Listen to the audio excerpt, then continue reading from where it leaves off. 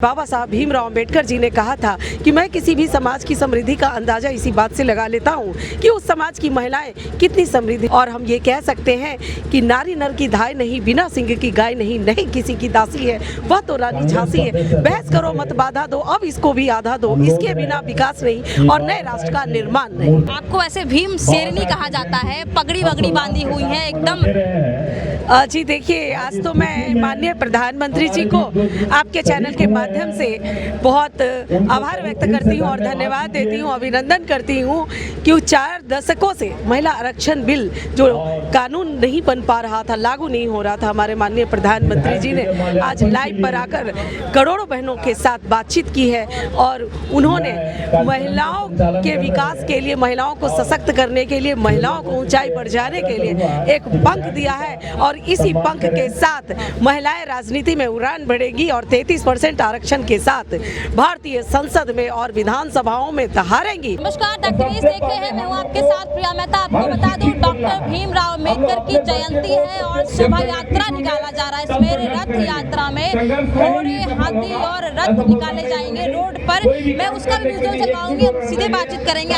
आसवान जी, कैसे देख रही हैं आज डॉक्टर भीमराव अंबेडकर की जयंती? जी देखिए, बाबा साहब भीमराव अंबेडकर जो भारत रत्न, संविधान के शिल्पकार, उनका साहस, उनका स्वभाव, उनका संकल्प, उनका संघर्ष के सामने आज दुनिया में सभी लोग नतमस्तक हैं। और आज उनकी जयंती के पूर्व संध्या पर हम लोगों ने आज एक सभा रखी है, सभा का आयोजन हो रहा है और इसके तुरंत ही बाद हम लोग एक भव्य शोभा यात्रा निकालने जा रहे हैं बाबा साहब की शान में, जिसमें हाथी, घोड़े, गाजे बाजे के साथ महिला बैंड पार्टी भी उपस्थित है, अंग्रेजी बैंड पार्टी है, ऊंट है और बहुत सारे हमारे समाज के लोग हैं जो बाबा साहब के अनुयायी हैं। सभी मिलकर एक भव्य शोभा यात्रा का आयोजन करते हैं और यह तकरीबन 7 वर्षों से हो रहा है और यह बहुत अच्छी परंपरा है कि बाबा साहब की शान में हम लोग एक भव्य शोभा यात्रा निकालते हैं और बाबा साहब के संदेशों का प्रचार प्रसार करते हैं। मैम, एक सवाल रहेगा, शोभा यात्रा आपने बताया और घोड़े, हाथी भी निकाले जाएंगे, कितनी संख्याओं में लोग उतर रहे हैं और घोड़े कितने, हाथी कितने हैं? जी देखिए, लगभग 1 दर्जन ऊंट है, 5 हाथी है और 16 घोड़े हैं। उसके साथ साथ महिला बैंड पार्टी है, अंग्रेजी बैंड पार्टी है, पंजाबी ढोल है और महिलाएं हैं, बच्चे हैं और सभी उम्र के लोग इसमें उपस्थित रहेंगे। हजारों की संख्या में लोग उपस्थित होते हैं शाम में और इस एरिया का यह काफ़ी प्रचलित शोभा यात्रा है, इसमें सभी लोग अपना योगदान देते हैं। चलिए, जिस तरीके से महिलाएं पहुंची हैं, कितने बजे कार्यक्रम निकलेगा शोभा यात्रा? आधे घंटे के बाद शोभा यात्रा की तैयारी प्रारंभ हो जाएगी। और आपको ऐसे भीम शेरनी कहा जाता है, पगड़ी वगड़ी बांधी हुई है एकदम।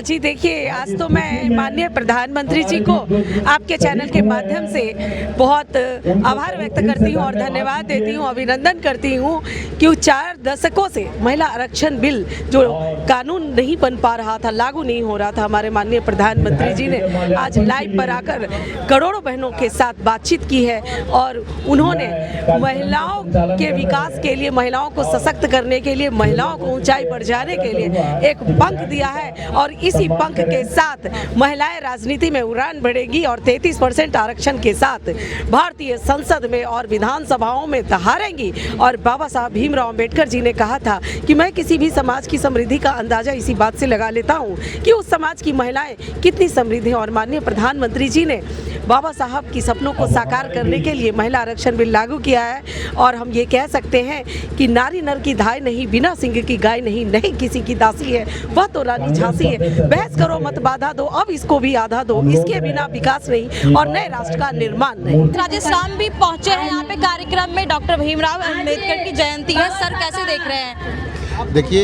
ये जयंती ही नहीं, ये उत्सव है और खास करके बहुजनों के एक बहुत बड़ी बदलाव के योद्धा थे। आज सामाजिक परिवर्तन जो भी हुए और जो बहुजन जिस तरह से इनके नाम पर, इनके नामों के साथ पवित्रता से जुड़ी हुई है, हम समझते हैं कि इनसे बड़ा कोई योद्धा अभी तक पैदा नहीं हुआ। ये संविधान में जो मूल अधिकार है, खास करके बहुजनों के, खुद संघर्ष किया, खुद अपने आधार पर, अपने अनुभव के आधार पर, अपने संघर्षों के आधार पर संविधान का निर्माण किया। और ख़ास करके SC ST OBC के लिए जो उन्होंने संविधान में अधिकार दिया, वो अधिकार आज भी बीजेपी या अन्य दल उसको ख़त्म करने के लिए है। लेकिन चूँकि बाबा साहब ने संविधान में इतनी मजबूत नींव दी है कि आने वाला समय इसको कोई डोला नहीं सकता, इसलिए यहाँ हम लोग यहाँ एकत्रित हुए हैं और बाबा साहब को हम श्रद्धांजलि अर्पित कर रहे हैं। कल कई विभिन्न कार्यक्रमों में हमारे यहाँ भी कार्यक्रम है, तो आज यहाँ से शोभा यात्रा निकलेगी। मैं इसी कॉलोनी का निवासी हूँ, बहादुरपुर हाउसिंग कॉलोनी का ही निवासी हूँ। आगे में मेरा घर है, इसलिए ये घर के नाते भी बाबा साहब के प्रति जो दायित्व है उसको निभाएं। बताया जा रहा है कि रथ, घोड़े, यात्रे निकाले जा रहे हैं, हाथी निकाले जा रहे हैं।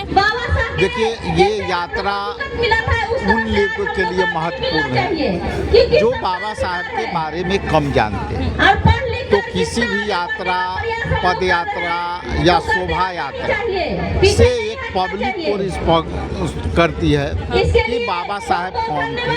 जो लोग नहीं जानते हैं उनके लिए ये महत्वपूर्ण है कि वो लोग जानें कि बाबा साहब कौन थे। सर, ये एक सवाल रहेगा कि बाबा साहब की जो विचारधाराएं थी, जो उनके बोल थे, क्या अभी भी लोगों में है, ये बस्ती है? देखिए, बहुत अभी काम करना बाकी है और बाबा साहब को एक विचारधारा जितनी गहराई से है, वो गहराई आज भी वो गहराई को समझने की जरूरत है। कई बार अभी हम देखते हैं कि इनके बारे में जितना जानना चाहिए और पढ़ने की ज़रूरत है, गहराई से जानने की ज़रूरत है।